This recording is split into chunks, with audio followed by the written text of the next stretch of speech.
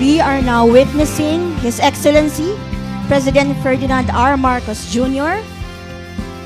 continuing the inspection of the airport on New Clark City Access Road with His Excellency our BCDA Chairman Delphine Lorenzana and BCDA President and CEO Joshua M. Bingkang.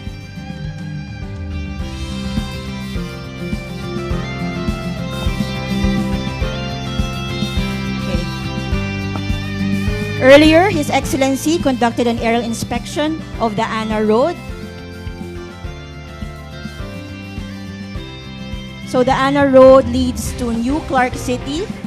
New Clark City is a 9,450-hectare greenfield development inside the economic zone, inside the Clark, Freeport, and Special Economic Zone. This major metropolis is being developed by BCDA to help decongest Metro Manila and serve as an investment hub to catalyze socio-economic growth in Central and Northern Luzon.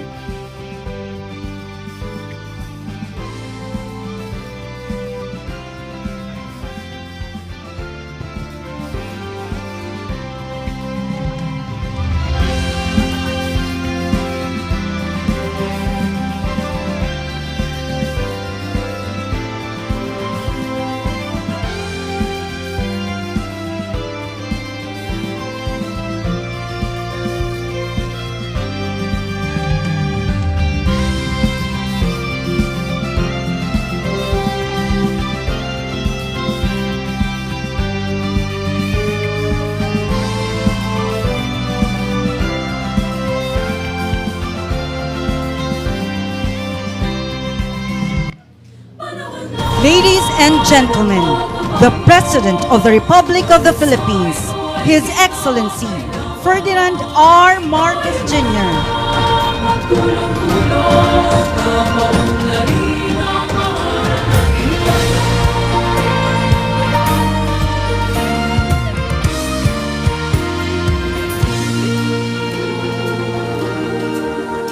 Panahon na ng pagbabago.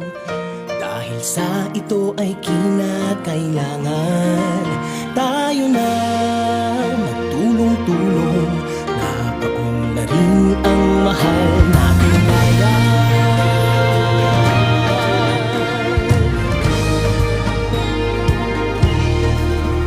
Panahon na ng pagbabago at iayos ang mga dapat ayusin.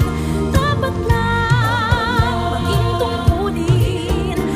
bawat mamamayan dito sa atin.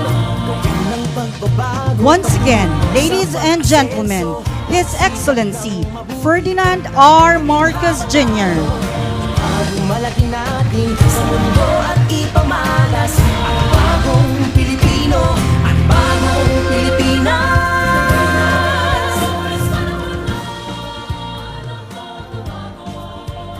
We may now be seated.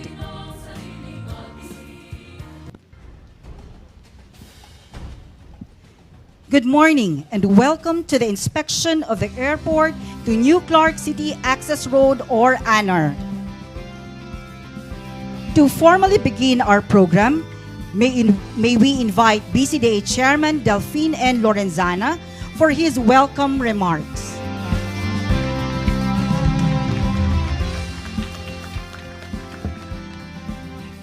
His Excellency President Ferdinand Marcos Jr., colleagues in government, partners from the private sector, friends from the media, good morning and welcome to Clark. From what was once a sprawling U.S. airbase, the Clark, Freeport, and Special Economic Zone has undergone a massive transformation into a vibrant and robust mixed-use residential, institutional, and commercial complex. But it is not yet finished. Today we are witnessing another milestone for Clark, the inspection of the newly constructed access road connecting the Clark Freeport Zone and Clark International Airport with the New Clark City, led by none other than our President Ferdinand Marcos Jr.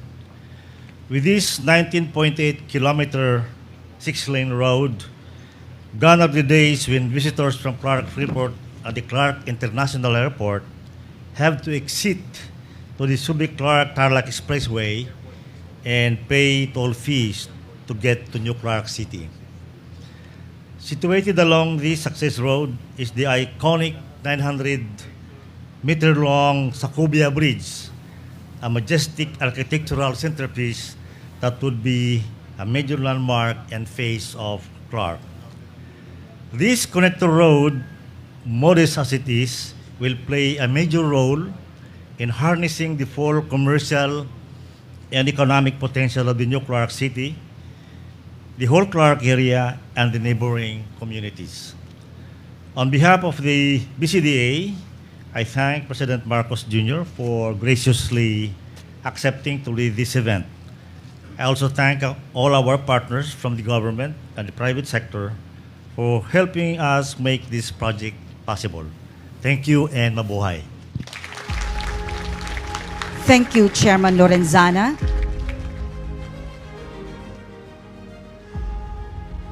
At this point, may we call on BCDA President and CEO, Engineer Joshua M. Bincang, for a brief overview with audiovisual presentation about the airport to New Clark City Access Road.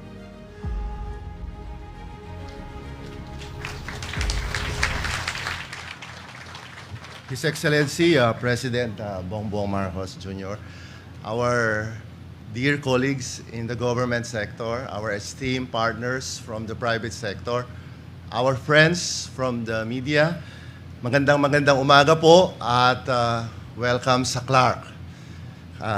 Today, the President has just inspected, I'm so proud to show him the airport to New Clark City Access Road o yung ANAR. Is makikita po ninyo sa video, it's around 19.8 kilometers or almost 20 kilometers. Para magkaroon po tayo ng scale, it is like EDSA from Balintawak to Pasay. Pero it's much improved, yung ba, Governor Susan? Kasi ito, meron siyang sariling bicycle lanes at lahat dito underground ng utilities for disaster resiliency. At ang may sustainability, na ho tayo dito, component, yung mga street lights, gaya po na sinabi ko kay Presidente, lahat dito ay solar powered na.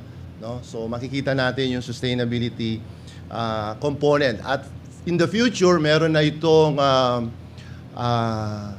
provision for a mass transport system. But today, we are not just unveiling a world-class bridge, but this is a bridge to bring us to our vision for the future. No, yun naman po ang gusto namin, a vision of a sustainable Clark. So makikita ho natin sa susunod na slide, this is the component of Clark. No? It's composed of the Clark Freeport Zone sa pangunguna ho ni Chairman Pamintuan, sir.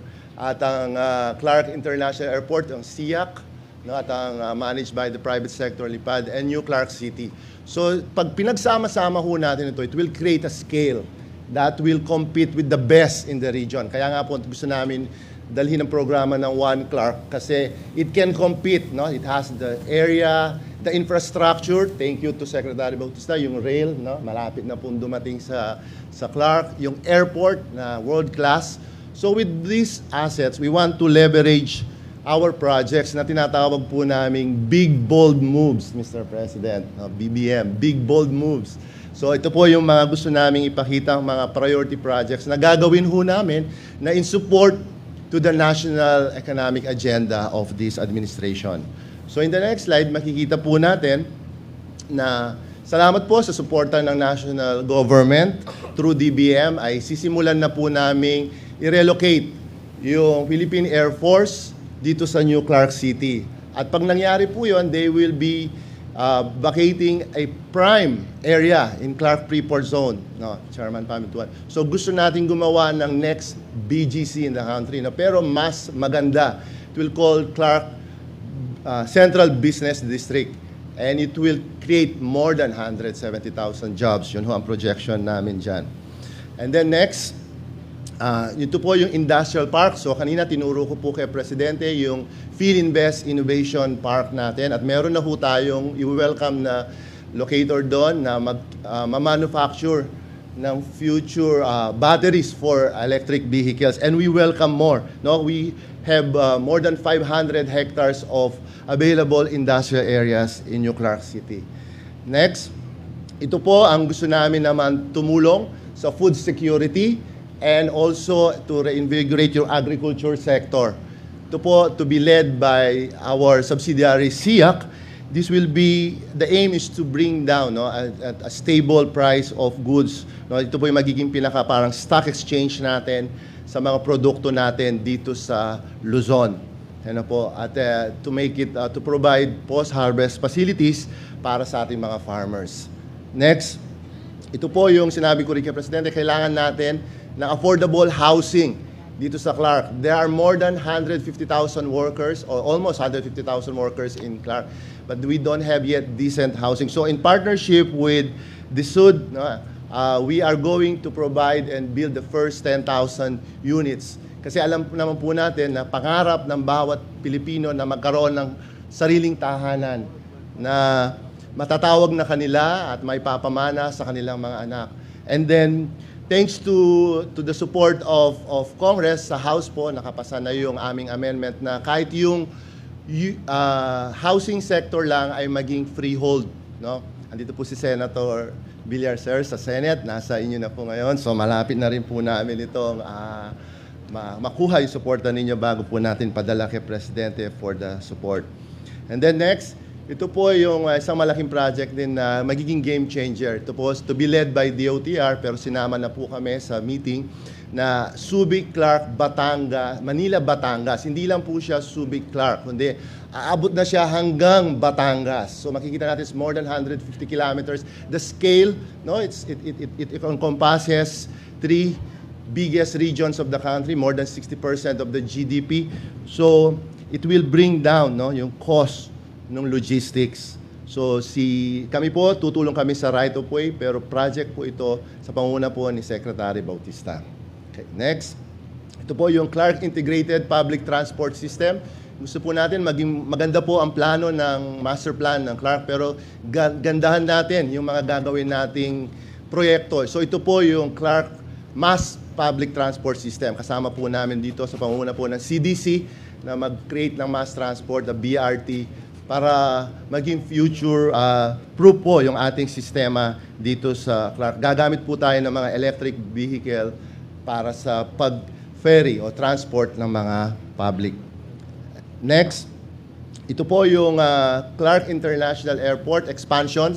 Si Presidente pumunta po, inopen niya po ito noong 2022 at ngayon po i-expand pa ho natin dahil ang dami pong gustong mamuhunan at mag-invest dito sa Clark Airport. This is a gateway for Central Luzon. No? We have more than 2 million passengers last year and we are going to expand the airside sa tulong po ng government, including we want to build the second runway where the Philippine airports will be relocated. So yung pong additional runway will be aimed for the military use and also for redundancy. Ayaw ho natin kapag may nangyaring problema sa main runway, magsara yung runway natin. Kagaya po nung nangyari sa Mactan, di ho ba? May isang aeroplano, there's an airplane who got troubled and then for 3 days nagsara ang Mactan. We don't want that. It's a loss, huge loss of business for the country.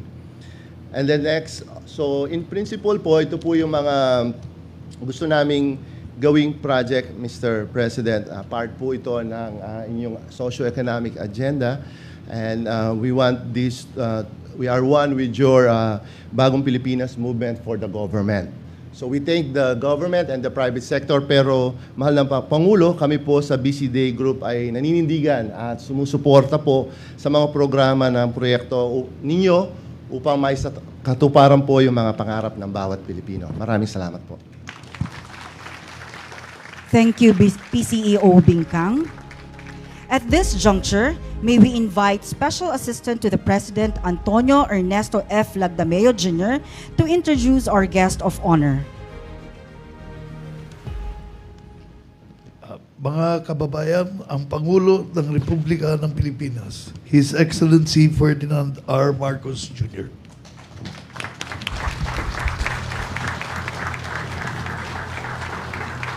Maraming salamat sa ating Special Assistant Secretary Anton Lagda. May I please take your seat.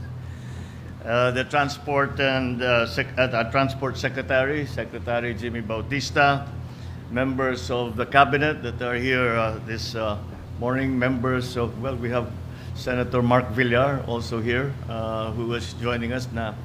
Now you know why you were invited, because the honorable members of the House of Representatives, the Basis Conversion and Development Authority Chairman, Delphine Lorenzana, the Basis Conversion and Development Authority President and CEO, Joshua Bingkang. Andito rin ang ating butihing ama ng probinsya ng Pampanga, Provincial Governor Delta Pineda. He is accompanied by also the Governor of Tarlac, Governor Susan Yap.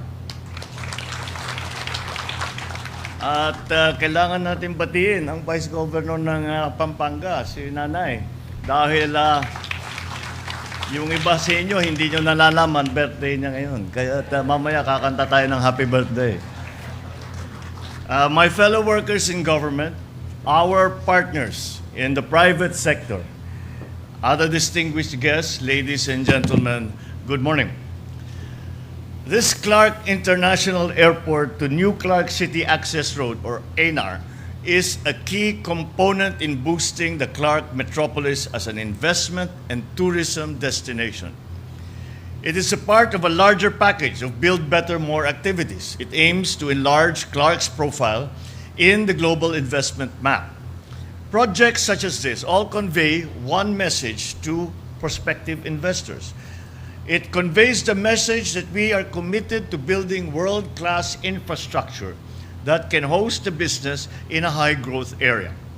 The government is ready to provide adequate infrastructure and facilities to ensure the growth of their future investments. For example, the modernization of the Clark International Airport has now taken off. The construction of a rail link to Metro Manila is proceeding at full speed. At alam nyo rin lahat na hindi lang pang negosyo, hindi lang pang turismo, pang sports pa ang Clark, dahil we are also building a Clark's physical capital. We are upskilling the required human capital that will run businesses and will drive prosperity. Clark can now host a wide range of economic activities, including innovation labs, creative workshops, manufacturing concerns, leisure complexes, and a cyber corridor.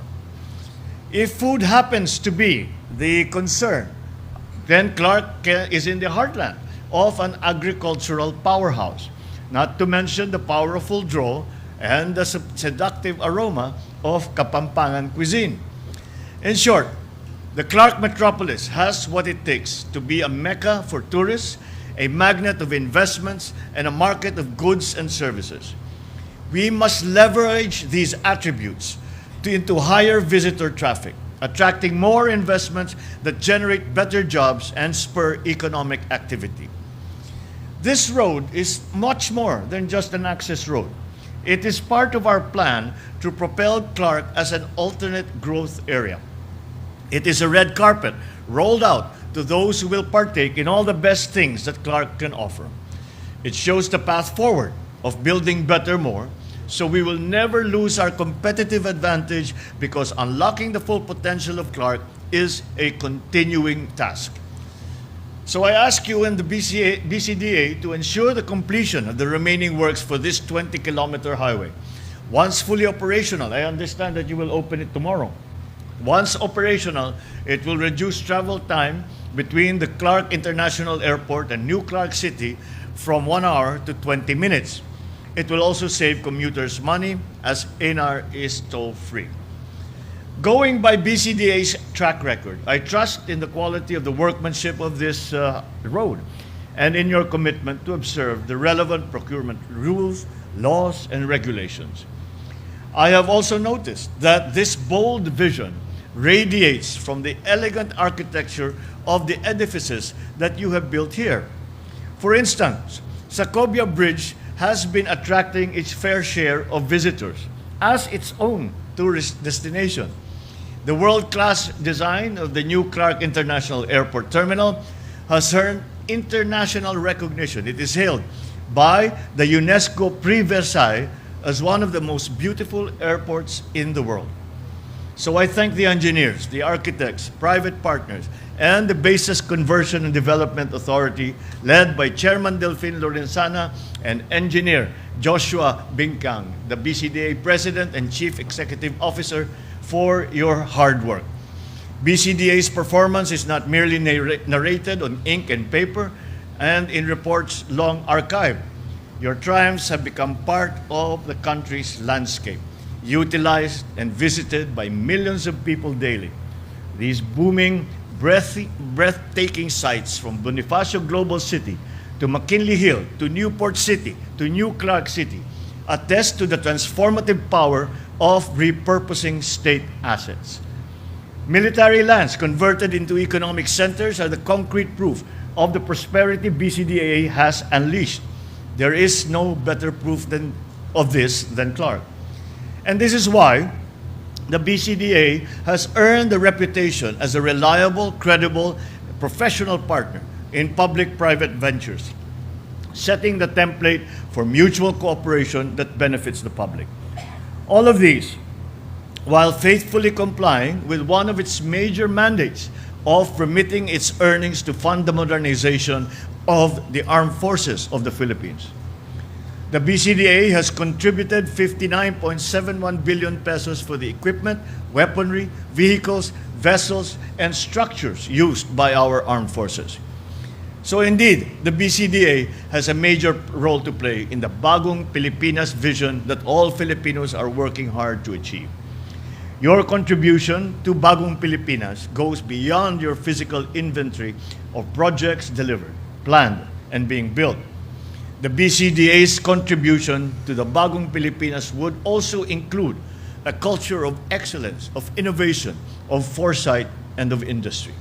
So congratulations to you all for this very, very fine day when we celebrate the continuing development of Clark. At mabuhay po kayong lahat. Mabuhay ang Bagong Pilipinas. Magandang umaga po sa inyo. Thank you, Mr. President. May we request the President to please remain on stage for a photo opportunity. Set 1, National Government Officials. Please prepare set 2.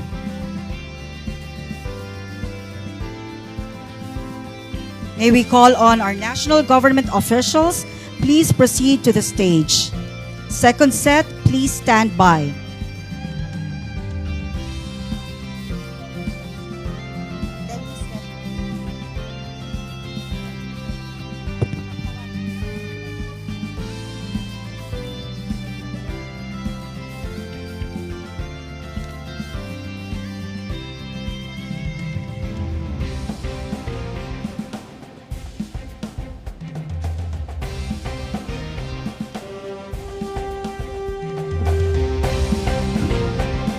Thank you very much. Kindly exit to your right. Next, may we invite our local government officials, CDC and SIAC officials. Please proceed on stage. Third set, please stand by.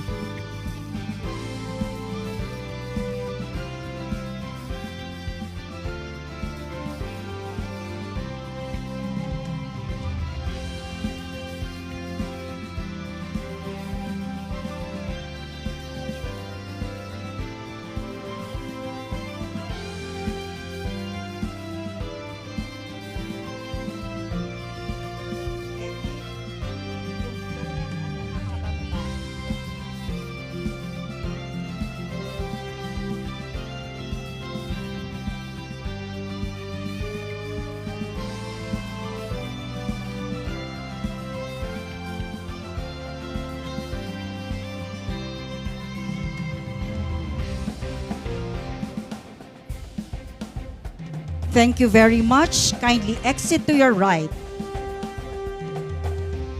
Next, the BCDA Board of Directors. Please proceed on stage. Fourth set, please stand by.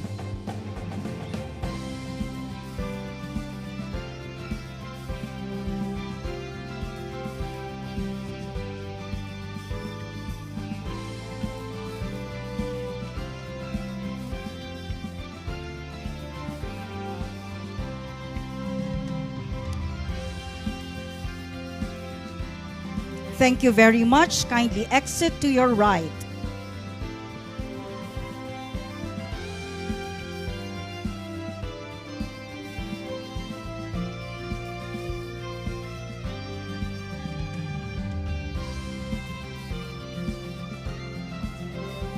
Next, the BCDA officials, please proceed on stage. Fifth set, please stand by.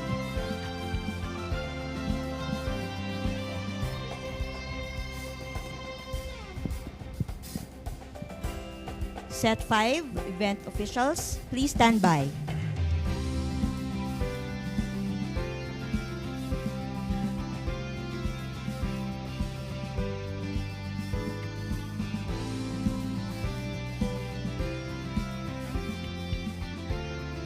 Thank you. Kindly exit to your right.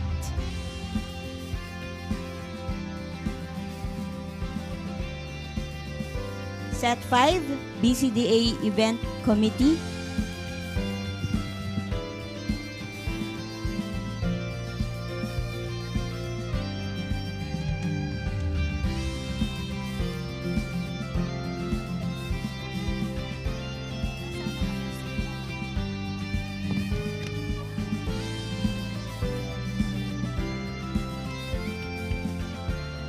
Please exit to your right.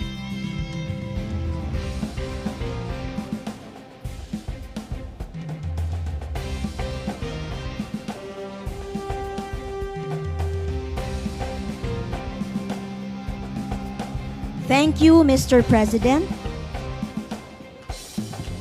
That concludes our program for today's inspection of the airport to New Clark City Access Road. Our sincerest gratitude to President Marcos for sharing with us his valuable time and gracing us with his presence. We also thank everyone for joining us on this momentous occasion. Maraming salamat at mabuhay. A warm round of applause, everyone.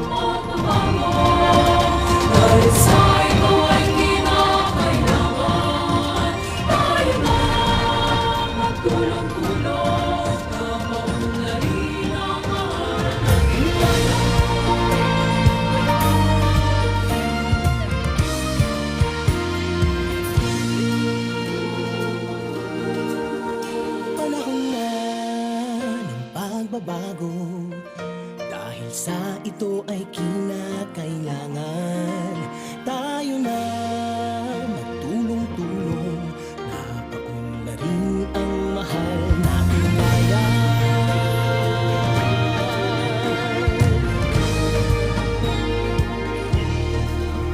Panahon na ng pagbabago at iayos ang mga dapat ayusin. Dapat lang maging tungkulin ng bawat mamamayan dito sa atin. Ng pagbabago patungo sa pag-asenso, magsikap ng mabuti at ng guminhawa tayo.